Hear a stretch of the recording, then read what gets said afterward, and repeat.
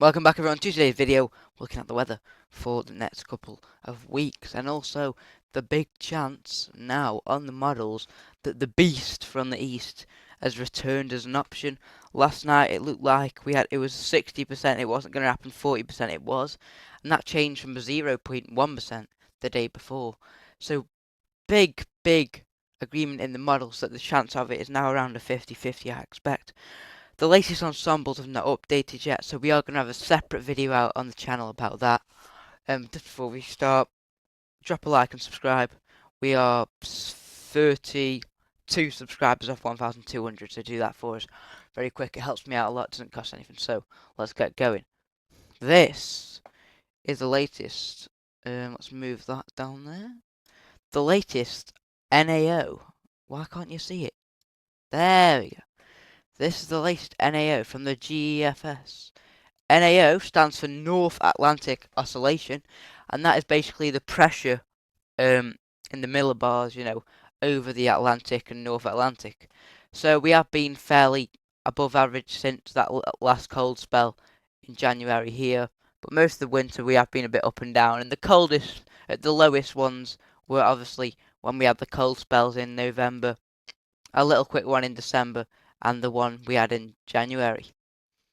But we are very above average at the moment, but we're going to be dropping down from the North Atlantic Oscillation below average, what prefers more blocking in the upper latitudes. But then take a look at the Arctic Oscillation. Now this is what's getting everyone interested, because this is absolutely crazy. Take a look at this. For the whole winter, really, we've been around average. As you can see, we did go negative just here in January when we had that cold spell. Since then we've been positive for over a month, and that's why we've been so boring with the weather. But look what they're predicting it to do. We are now just above average. We're about to drop, and it's forecasted to go absolutely plummet. And I mean, some of them are nearly off the chart. That's how crazy they're predicting it to be, and that just shows that the amount of blocking in the Arctic is going to be absolutely crazy, which then increases our chance of something very cold. And right up to the end, there's only a couple of them going up here what are making the average line go up a little bit, but there's these ones down here what'll probably stay cold. It's not stay cold, stay below average. So that is a crazy chart.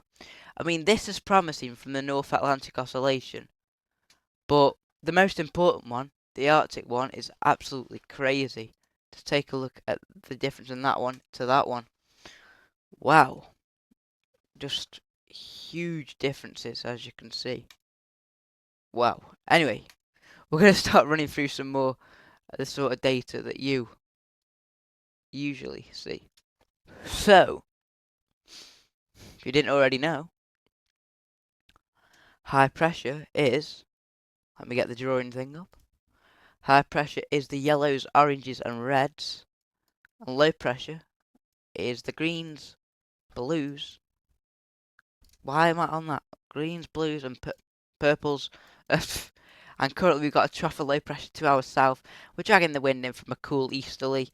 We are a little bit chilly, but nothing really anything that cold. I know it did snow a couple of places last night, but it's nothing really to get excited about. A couple of flurries here and a bit sleety this morning, but nothing really anything that severe.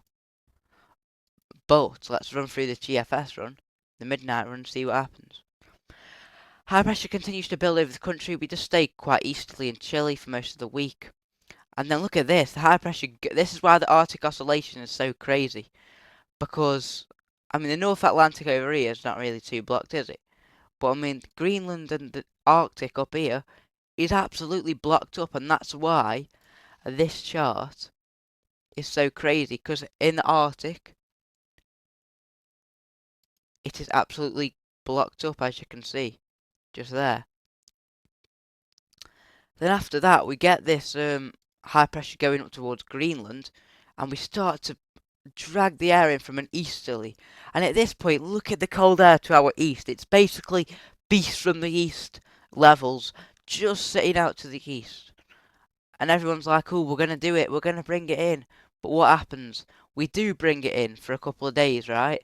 The upper air temperatures are basically beasts from these levels, the whole country would be freezing.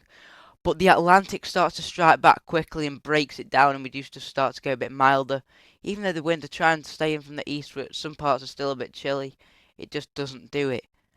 But that's a sign that something weird is going on.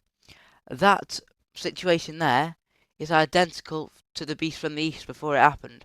Let's go onto the archives and go to February 2018, and we'll go to the 20th. No, yeah, 20th. Send that. And just before the beast from the east happened, this is where the high pressure was. Look at that. If we take a look at what this chart's predicting, look at that.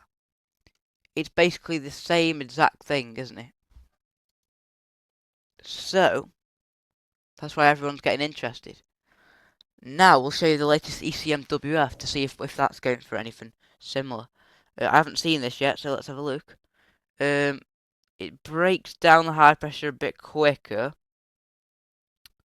and goes a little bit more westerly, but we do go easterly for a time there. Look at that.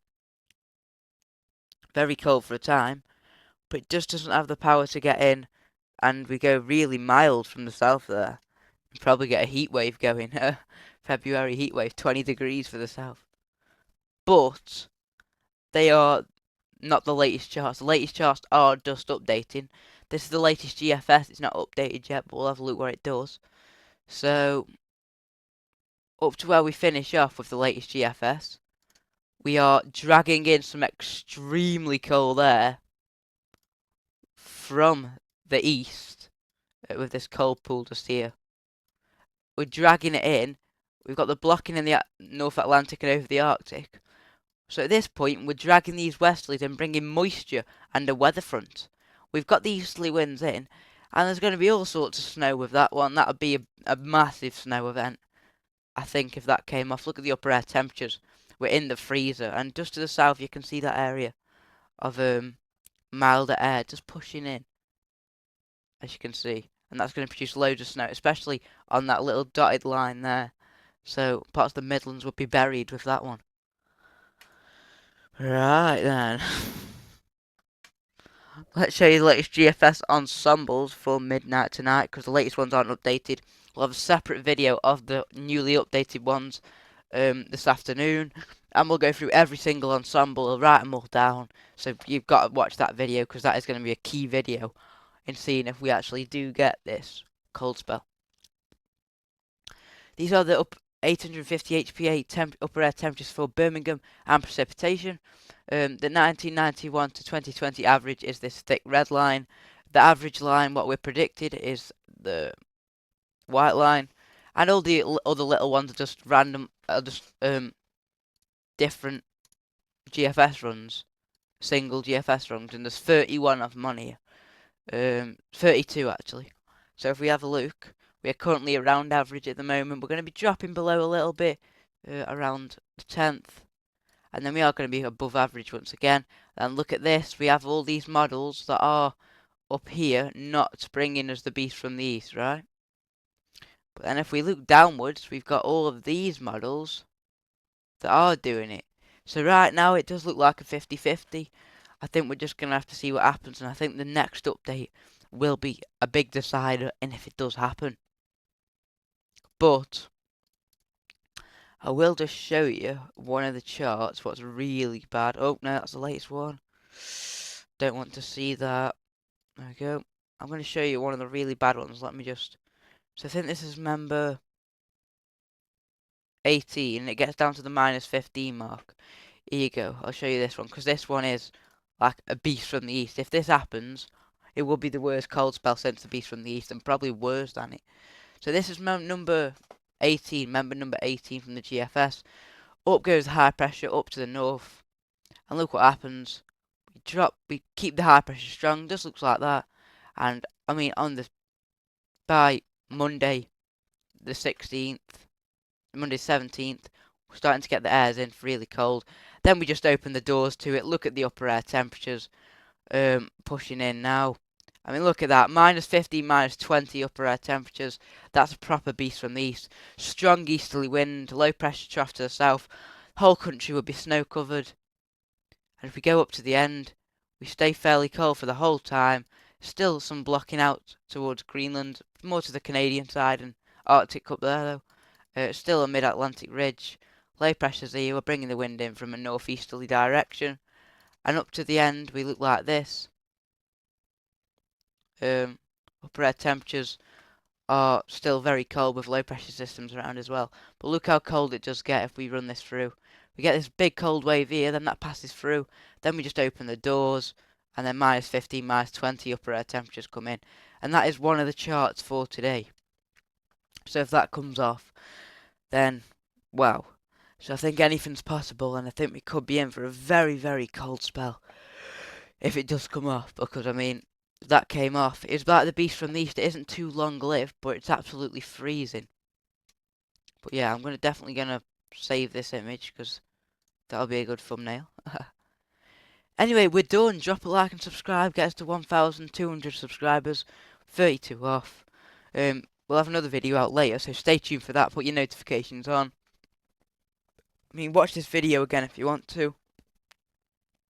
Stay tuned to the forecast, because if this comes off, I think around next Sunday, this time next week, we could be starting to get very interesting. So stay tuned, because all sorts is going to be going on. Thanks everyone for watching. We'll see you in the next one. Goodbye.